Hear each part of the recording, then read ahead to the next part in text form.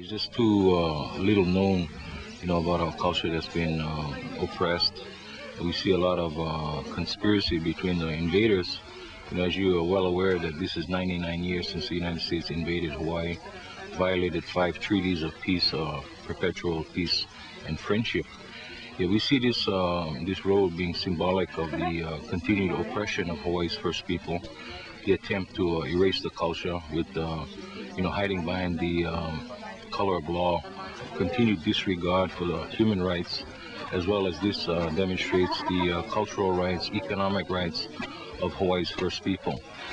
And as much as many people don't believe, the United Nations is because of the economic hostage they're kind of under a lot of times, the countries like the United States withholding, paying, dues and things like that, they manipulate a lot of people.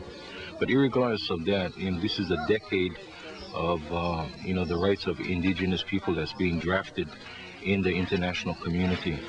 A very big item is cultural property. So we're concerned because the Bishop of State, as they've been doing, has been aiding and abetting the erasing of our culture and saying that, it's less than as significant as, as we feel, our road to war. That was one of the obsolete reasons they had for this boondoggle to begin with.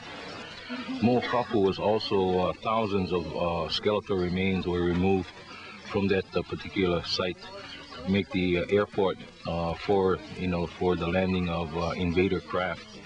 The other important aspect of what happened in Mo'okapu was that much of the lands were seized during martial law, which was later proven unconstitutional. People were prevented from going into the ocean to get their sustenance. They were forcefully evicted, which is another big item as far as the United Nations goes, replacing the occupying inhabitants by other people to change the demographics, to take over the land, take over our right to self-determination, self-governance.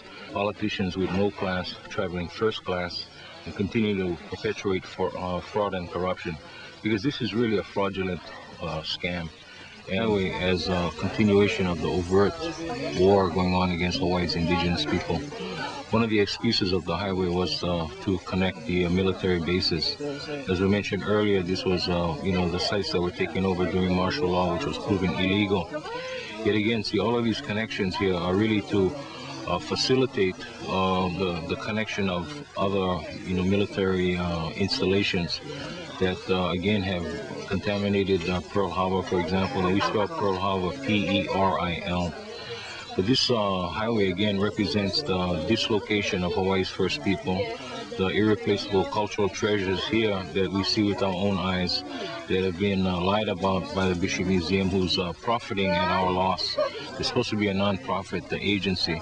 Yet again, they're making, millions of dollars working to erase our culture. So we're concerned because those treasures belong to the coming generations. And that's what, to me, this road represents self-determination, so why we should, in fact, have our right to govern ourselves without external interference. So what the game that's going on in the state legislature, which we already look at as being derived from an illegal act with this overthrow in 1893. This charter of the United Nations back in 1948 talk about the right to self-determination in Article 73, which is why they were set up. So the thing that we want to see happen is that they be guided by international principles. Hawaii is an international issue, not just limited to county, state, and all of these other puppets that were really set up to our detriment. And not pretend that we've been consenting to this continued encroachment on our lands, our territories, and our inherent right to sovereignty and self-determination. So I think here it's I really applaud the courage of the women. And that's why I'm here to support Sister Resistors, because they have every right to be concerned, because as we all know, we all come from Mother Earth in balance with Father Sky. So the women, again, are crucial to our survival because they carry the future. So for anybody to, use kind of machoism and all of this kind of chauvinism, the women are the backbone of our nation, like many indigenous nations around the world.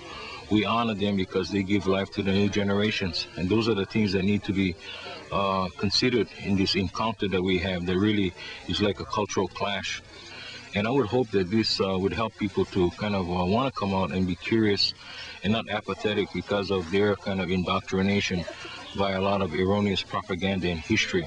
So these attempts to, again, eliminate ignorance is one of the biggest things that we have as far as an undertaking, because like right here, we believe our voice is our strongest, weapon. We like to share information that doesn't get distorted in the mainstream media. That's part and parcel of the people that participated in the illegal acts of taking over Hawaii in the first place.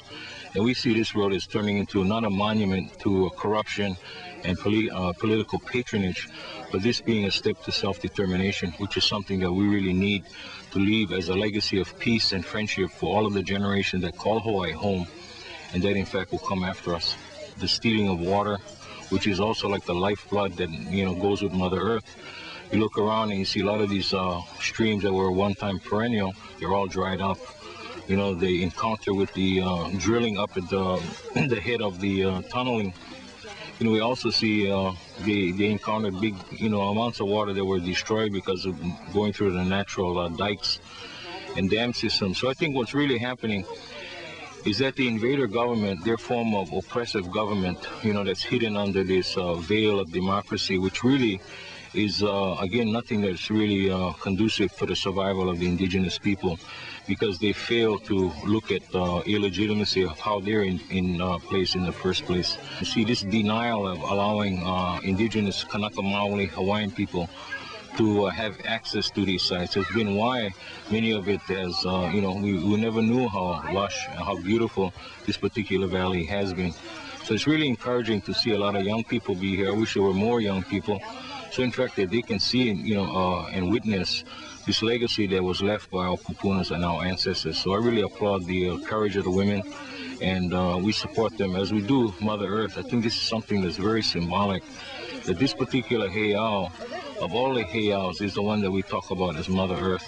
Right across where we visit the Luakini heiau, the men's heiau, is that this shows a balance. That's the whole thing to keep in mind. It's not just a woman's thing or a men's thing, but in fact there was this balance and this mutual respect of how valuable this interaction between men and women in a way that has thrived for thousands of years needs to be maintained, instead of allowing this propaganda on people that are really having financial fortunes being made at the loss of this cultural property and treasures that they shouldn't. So I think, again, it's the responsibility of all people, especially that call Hawaii home, to step forward and support, demonstrate in ways possible, either with funding or sweat equity, but be here so they can find out the stories.